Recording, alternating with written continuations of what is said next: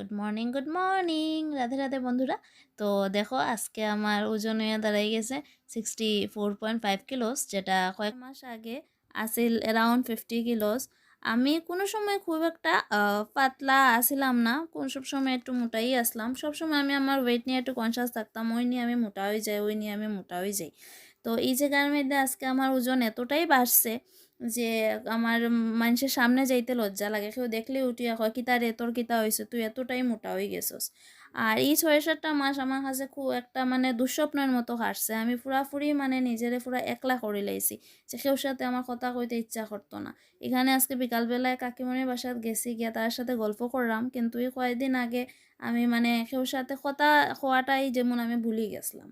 তো এখানে সব কিছুর মধ্যেই আমার ফ্যামিলির একটা সাপোর্ট পাইয়া গেছি, যার কারণে আমি আজকে আবার কামব্যাক করলাম। আর গ্রামের এই বিকালবেলার শান্ত একটা স্নিগ্ধ পরিবেশে যেমন আলাদাই একটা হিলিং ক্যাপাসিটি আছে। শহরের ব্যস্ততার থেকে দূরে, যেখানে কোনো কাজে যাওয়ার তাড়া নাই, নাই কোনো যান্ত্রিক কোলাহল, এখানে বাতাসে যেমন একটা আলাদাই শান্তি মিলে। মানুষের কাছে সময় আছে একজনে একজনের দুঃখ কষ্ট ভাগ করিয়া নেওয়ার। আমিও চেষ্টা করলাম সবের মধ্যে থাকিয়া নিজেরে আস্তে আস্তে আস্তে আস্তে একটু হিল করিয়া নেওয়ার। তো আই হোপ সো একদিন না একদিন আমিও নর্মাল হয়ে যাই।